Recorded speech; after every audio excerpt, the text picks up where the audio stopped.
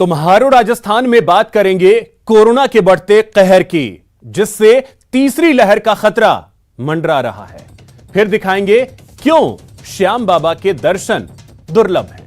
साथ ही बात होगी शहर शहर संग्राम की और आखिर में बात होगी मौसम के मार की। मरुधरा में कड़ाके की सर्दी के बीच बारिश के आसार बने हुए हैं।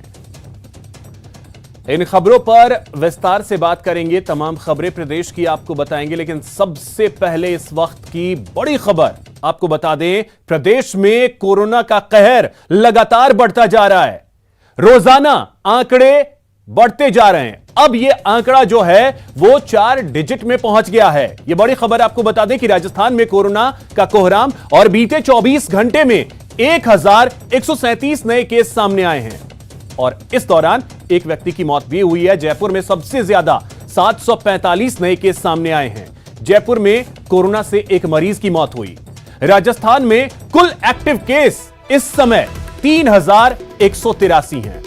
तो यह स्थिति हो गई है कोरोना की कि बीते 24 घंटे में 1137 केस सामने आए और इनमें सबसे ज्यादा राजधानी जयपुर में 745 मामले सामने आए। जयपुर में एक व्यक्ति की मौत भी हुई है। अब देखें तो 2 दिनों में जो मामला है वो 2 गुना हो गया है। कल 550 केस आए थे और आज 1137 केस आए, यानी 2 गुने से भी ज्यादा केस प्रदेश में सामने आए हैं 24 घंटे में। आपको ग्राफ के जरिए स्थिति बताते हैं। बीते 5 दिनों की स्थिति अगर आप देखें, लगातार यह ग्राफ जो है वो ऊपर गया है। 31 दिसंबर को 208 केस थे, 1 जनवरी को 301, 2 जनवरी को 355, 3 जनवरी को 550 और आज की यह स्थिति है कि 2 गुना मामले बढ़े हैं। 1137 केस आज आए हैं और पिछले 5 दिनों में कुल 2551 केस सामने आ चुके हैं।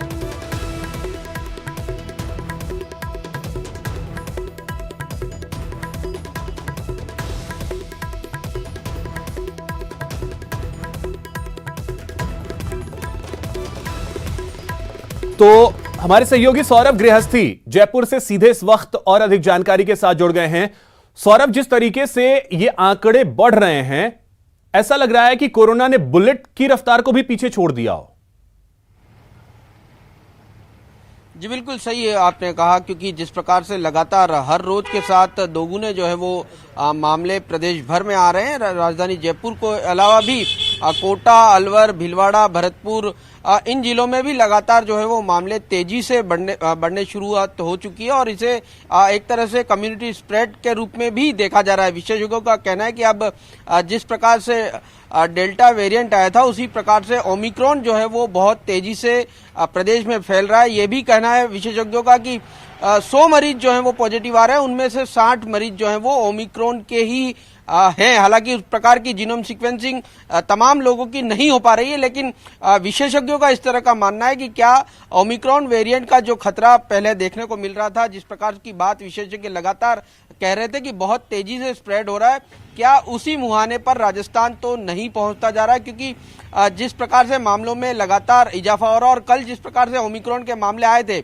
अभिषेक आपको आश्चर्य होगा कि इनमें से कुछ ऐसे ओमिक्रॉन संक्रमित थे जो तो इसने अब चिंताएं बढ़ा दी हैं और अब धीरे धीरे कोरोना डरा भी रहा है। बहुत शुक्रिया सौरभ आपका तमाम जानकारी के लिए।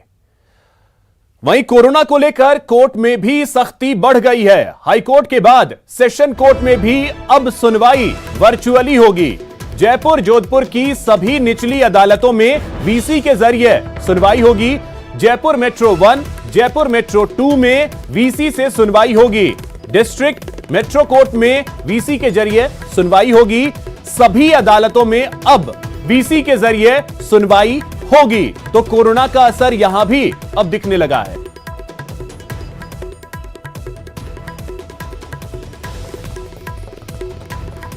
तो आपको बता दें कि कोरोना को लेकर कोर्ट में भी सख्ती अब बरती जा रही है और फिजिकल हियरिंग जो है वो अब नहीं होंगे कोर्ट में। सभी निचली अदालतों में वीसी के जरिए सुनवाई होगी।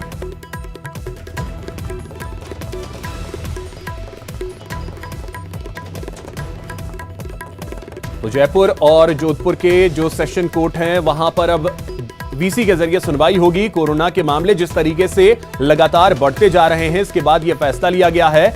हाईकोर्ट के बाद सेशन कोर्ट में भी अब सुनवाई वर्चुअली होगी, फिजिकल हियरिंग अब नहीं होगी।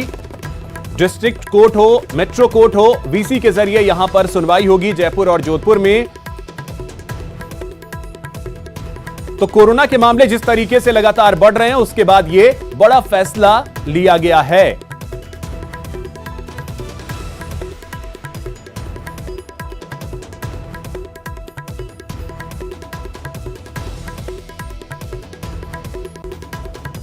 तो देखिए मामले किस तरीके से बढ़ रहे हैं वो भी हम आपको दिखा रहे हैं कि मामले किस तरीके से लगातार प्रदेश में बढ़ते जा रहे हैं। आज की ही स्थिति यह है कि 1137 केस सामने आए हैं। तो अब ऐसे में सतर्क रहने की भी जरूरत है और कोर्ट जो हैं वो भी अब अपनी तरफ से सतर्कता बरत रहे हैं और इसी को ध्यान में रखते हुए फैसला ये लिया गया है कि अब सुनवाई जो है वो वीसी के जरिए होगी।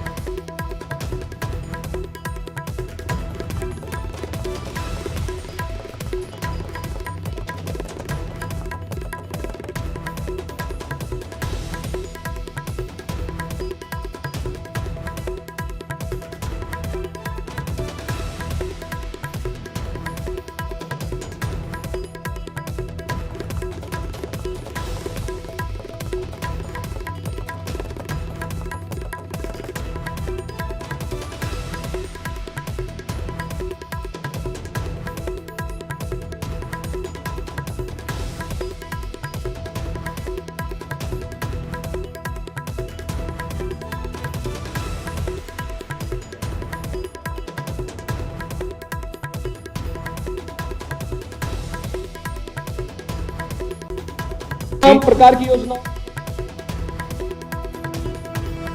कोरोना को लेकर अब बढ़ती जा रही है और कोर्ट में भी अब सख्ती बढ़ा दी गई है। वीसी के जरिए ही अब सुनवाई होगी जयपुर और जोधपुर के डिस्ट्रिक्ट और मेट्रो कोर्ट में।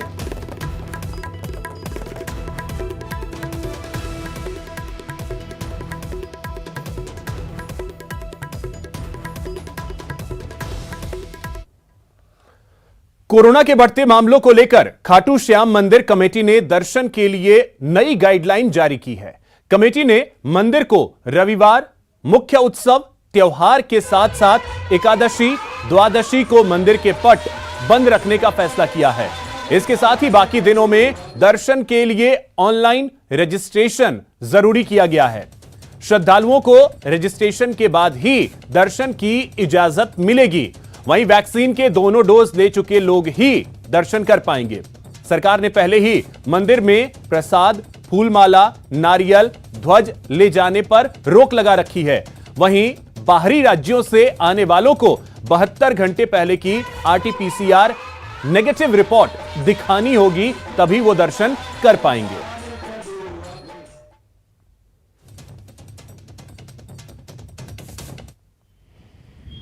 देश और दुनिया में बढ़ रहे ओमिक्रॉन के खतरे के बीच सीकर में धार्मिक स्थलों पर पाबंदियां बढ़ने लगी हैं। विश्व प्रसिद्ध बाबा श्याम के मंदिर को लेकर मंदिर कमेटी ने भी नई गाइडलाइन आज जारी कर दी है। मंदिर कमेटी ने तय किया है कि रविवार के साथ साथ एकादशी और द्वादशी और प्रमुख उत्सव के दिन मंदिर पूरी तरह से बंद रहेगा। इसके साथ यह भी तय किया गया है कि अगर आगे भी श्रद्धालु अन्य दिन भी भीड़ बढ़ती है तो फिर और भी कड़े फैसले लेने होंगे। इसके साथ साथ पहले भी कई तरह की गाइडलाइन है वो जारी की जा चुकी है, जिनमें वैक्सीन की दोनों डोज लगी होने पर और जो नेगेटिव रिपोर्ट होने पर ही दर्शन की व्यवस्था रहेगी और ऑनलाइन रजिस्ट्रेशन वाले श्रद्धालु ही खाटू पहुंच सकेंगे। यानी कि एक बार फिर से बाबा श्याम के भक्तों को यहां तक पहुंचने में काफ़ी मशक्कत करनी पड़ेगी। संदीप हुड्डा, न्यूज़ 18 सीकर। अब बात निरोगी राजस्थान के लिए सरकार की पहल की।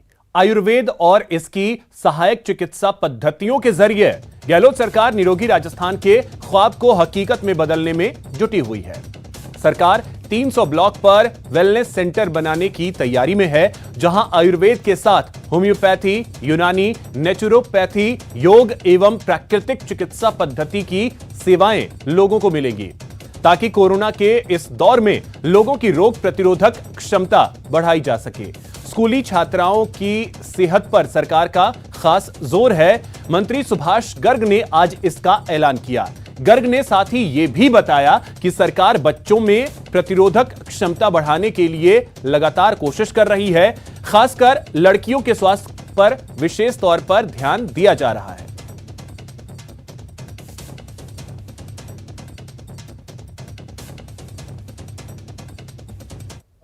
उस प्रतिरोधक क्षमता को बढ़ाने में जो मेरा ये मानना, डॉक्टर्स भी इस चीज को मानते हैं कि आयुष का, होम्योपैथी का, आयुर्वेद का, यूनानी का, इन पद्धतियों का काफी अच्छा प्रभाव देखा गया कि हम संभागीय हेडक्वार्टर्स पर किस तरह से इंटीग्रेटेड हॉस्पिटल्स और जिलों में इंटीग्रेटेड हॉस्पिटल्स करते हुए आयुर्वेद, होम्योपैथी, यूनानी, सिद्धा, नेचुरोपैथी, इन सब के जो है काम किए जाए कि हर 300 जो ब्लॉक हैं, राजस्थान में 300 ब्लॉक बना रखा है एडमिनिस्ट्रेशन के पॉइंट ऑफ व्यू से, तो उन 300 ब्लॉक पर हम चाहते हैं कि आयुष का एक हेल्थ वेलनेस सेंटर्स, जो लगभग हमने 2000 मांगे हैं भारत सरकार से, 500 की स्वीकृति आ चुकी थी, 500 की अभी और आ जाएगी, 500 की फिर 22-23 में आएगी, फिर 23-24 में आएगी।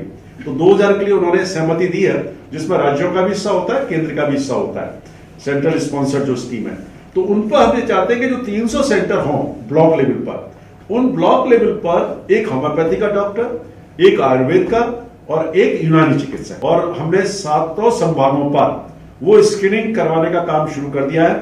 जहां जैसे भरतपुर में 8,000 समथिंग जो है गर्ल्स का जो है सर्वे किया गया, उनकी जांच करवा करके कि वो कितनी एनेमिक हैं, इनका इम्यून सिस्टम क्या है, और अब 15 जनवरी से उनको दवाइयों का वितरण शुरू हो जाएगा। तो दवाइयों में भी प्रतिरोधक क्षमता, होम्योपैथी के अंतर्गत भी एक मेडिसिन है जो प्रतिरोधक क्षमता बढ़ाने का काम करती है। उसको भी मैंने कहा है कि उन गर्ल्स स्कूलों में विशेष रूप से फोकस करते हुए, अगर हमारे बच्चे स्वस्थ होंगे, जो स्टूडेंट्स हैं हमारे, चाहे वो स्कूल्स में जा रहे हैं, उनको हम केंद्रित करते हुए उनको जो है होम्योपैथी की दवाइयों का सुनिश्चित किया जाता है। पीसीसी में आज लगातार दूसरे दिन जन सुनवाई हुई। आज के जनता दरबार में खान और गोपालन मंत्री प्रमोद जैन भाया के साथ ही ऊर्जा मंत्री भंवर सिंह भाटी ने लोगों की फरियाद सुनी और उनकी समस्याओं के समाधान के निर्देश दिए। जन सुनवाई के बाद मीडिया से मुखातिब प्रमोद जैन भाया ने कहा कि राजस्थान की हर ग्राम पंचायत में गौशाला बनेगी, तो अवैध बजरी खनन को नियमित करने के भी बारे में उन्होंने भरोसा दिया। भाया ने कहा कि जल्द ही प्रदेश की खनन पॉलिसी जारी कर दी जाएगी। वहीं ऊर्जा मंत्री भंवर सिंह भाटी ने दावा किया है कि किसानों पर बिजली का अतिरिक्त भार नहीं आने देंगे। उन्होंने कहा कि किसान मित्र योजना के तहत प्रति महीने किसानों को 1000 रुपए अनुदान दिया जा रहा है। भाटी ने दावा किया कि कांग्रेस सरकार बजट घोषणा के मुताबिक किसानों के लिए बिजली कनेक्शन जारी कर चुकी है।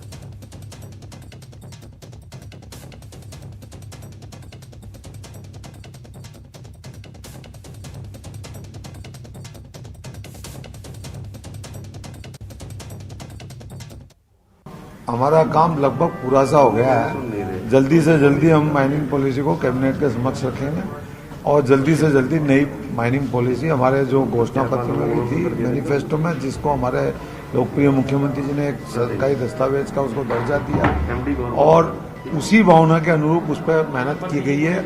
आने वाली राजस्थान की माइनिंग पॉलिसी बहुत ही प्रभावी होगी। उसमें ST, SC, vicar section, OBC सभी तबकों का उसमें ध्यान रखा गया है और अधिक से अधिक लोगों को रोजगार मिले, अधिक से अधिक रेवेन्यू बढ़े। किसानों का जो बिजली का बिल है वो नहीं बढ़ाया जाएगा। उस संकल्प को हम लगातार 5 साल तक कायम रखेंगे, चाहे हमें अतिरिक्त अनुदान देना पड़े बिजली कंपनियों को, लेकिन सरकार किसानों पर बिजली का किसी भी तरह का भार नहीं आने देगी। मुख्यमंत्री किसान मित्र ऊर्जा योजना जो लागू की गई है, इसमें राजस्थान की तमाम हमारे किसानों के बिजली के बिल में प्रति माह 1000 रुपए का अतिरिक्त अनुदान इस योजना के तहत दिया जा रहा है। प्रदेश की हर ग्राम पंचायत में गौशाला बनेगी, यह कहना है मंत्री प्रमोद जैन भाया का। पीसीसी में जन सुनवाई के बाद मीडिया से बात करते हुए उन्होंने कहा कि गौ सेवा के प्रति मुख्यमंत्री की सकारात्मक सोच है। गौशाला के लिए हमारी सरकार ने अनुदान राशि भी बढ़ाई है। नंदीशालाओं के लिए भी सरकार अनुदान दे रही है। हमारी कोशिश है कि हर ग्राम पंचायत स्तर पर एक गौशाला और नंदीशाला बने।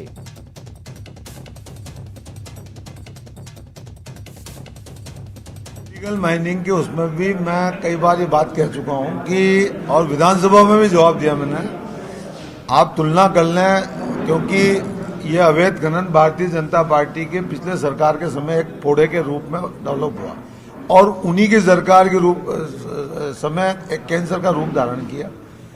हमने सरकार आने के बाद में हमारे लोकप्रिय मुख्यमंत्री जी की जो भावना है कि भाई अवैध खनन पे रोक लगे और बजरी लोगों को सुगमता से मिले, उसके लिए हमने पूरे प्रभावी कदम उठाए। अवैध खनन का आप तुलना उनके प्रथम 3 साल के कार्यकाल से और हमारे 3 साल के कार्यकाल से देख लें, उनसे ज्यादा मुकदमे दर्ज हुए हैं, उनकी सरकार से ज्यादा पेनल्टी करोड़ों में हमने वसूल की है, उनकी सरकार के 3 वर्ष से ज्यादा हमारे इन 3 वर्षों में अवैध साधनों को हमने जब्त किया है।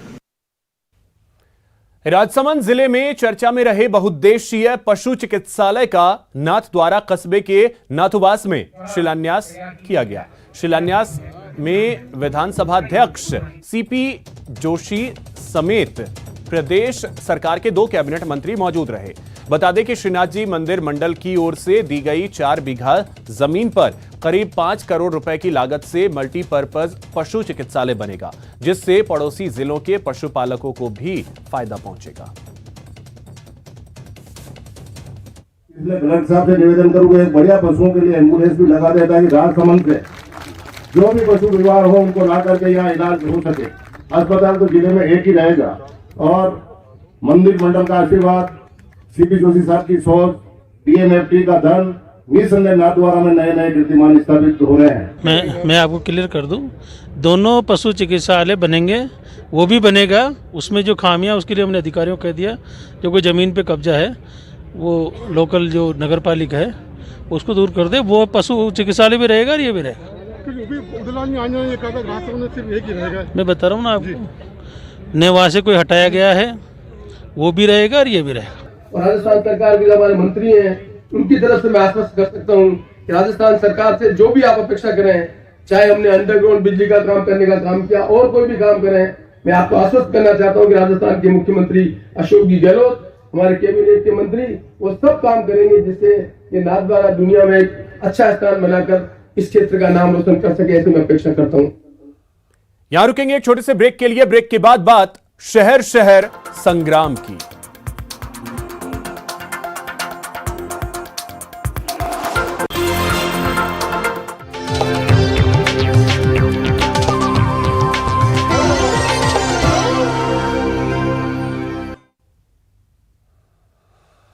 ब्रेक के बाद आपका स्वागत है। बीकानेर में एक युवक पर जानलेवा हमले के बाद उसके समर्थक बेकाबू हो गए। 18 घंटे तक शहर प्रदर्शनकारियों के कब्जे में रहा और पुलिस तमाशबीन बनी रही।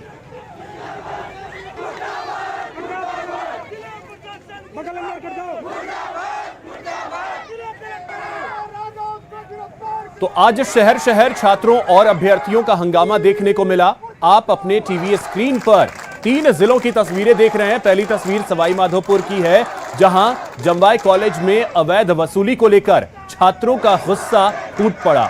दूसरी तस्वीर उदयपुर की है, जहां गोगुंदा कस्बे में शिक्षकों की कमी के चलते नाराज लोगों ने स्कूल में ताला जड़ दिया। वहीं तीसरी और आखिरी तस्वीर अजमेर की है, यहां सेना भर्ती के अभ्यर्थियों ने कलेक्ट्रेट पर प्रदर्शन किया और रक्षा मंत्री के नाम कलेक्टर को ज्ञापन सौंपा।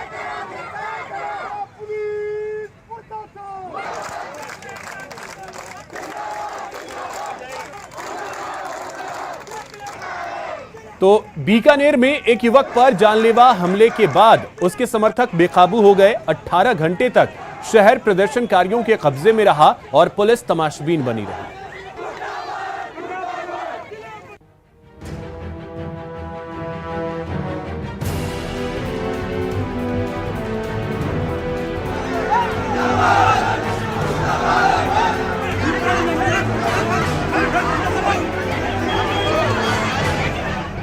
बीकानेर में एक दुकान का मामूली झगड़ा बड़े तनाव में तब्दील हो गया।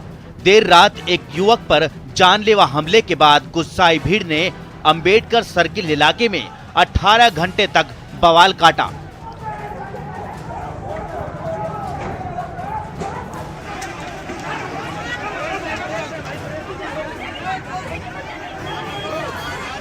प्रदर्शनकारियों ने इस दौरान बाजार बंद करा दिया और आरोपियों की गिरफ्तारी को लेकर प्रदर्शन किया। वो सब जानते थे कि ना यहाँ पे टूर्नामेंट हो रहा है, यहाँ पे टूर्नामेंट हो रहा है हमारी समाज का, तो ये बंदा आएगा और इसको इतने बजे टाइम होता है इसका टूर्नामेंट खत्म होने का, तो वो उस बंदे से निकलने का टाइम जैसे भी हुआ और ये सारे हथियार वो सब यहाँ गाड़ी में थे और अचानक से यहाँ पे निकाल के और हथियार से इन्होंने हमला कर दिया। जब प्रदर्शनकारी जबरन बाजार बंद कराने पहुंचे तो कुछ अराजक तत्वों ने पत्थरबाजी शुरू कर दी, जिसके बाद हालात और बिगड़ गए। पुलिस ने स्थिति को कंट्रोल करने के लिए हल्का लाठीचार्ज कर प्रदर्शनकारियों को खदेड़ा। आप देख पा रहे हैं किस तरीके से जो है पुलिस का पूरा मोर्चा जो है वो यहाँ शहर के मुख्य बाजार कोर्ट गेट में डटा हुआ है और कहीं ना कहीं जो प्रदर्शनकारी थी उनको भगाने के लिए भी पुलिस ने जो है वो हल्का लाठी का उपयोग किया है और बाद में जो है वो बवाल को ख़त्म करने के लिए लोगों से समझाइश भी की गई है। दुकान के पोजीशन को लेके दो पक्षों में जो एक झगड़ा है उसको एक सांप्रदायिक रूप देने की जो एक कोशिश की जा रही है, सर्वप्रथम तो मैं इसके बारे में कमेंट करना चाहूँगा कि ये हम किसी भी सूरत में कस्बे का, ज़िले का, डिस्ट्रिक्ट का माहौल ख़राब नहीं होने देंगे। उसके लिए हर सूरत में हर संभव प्रयास किए जा रहे हैं। आज जैसे आपने देखा भी होगा डिप्लॉयमेंट है सभी पॉकेट्स में, जितने भी बाज़ार हैं सब जगह। जो कुछ हुड़दंग जो इस तरह का करने का प्रयास कर रहे थे उनको डिटेन भी किया गया है और उस पर अभी आगे कार्रवाई की जाएगी। उधर मामले को बढ़ता देख पुलिस प्रशासन के आला अधिकारी भी मौके पर पहुंच गए और आरोपियों की जल्द गिरफ्तारी का भरोसा देकर मामले को शांत कराया।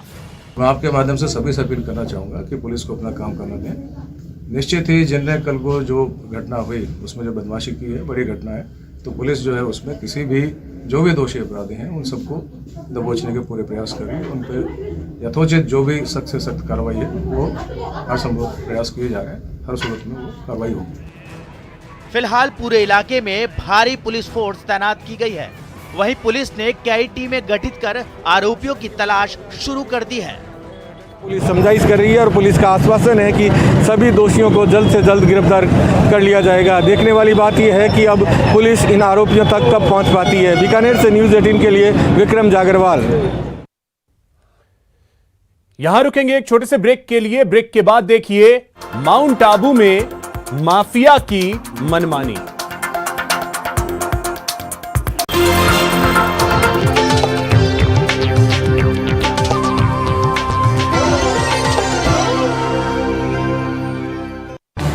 इस न्यूज़ हेडलाइंस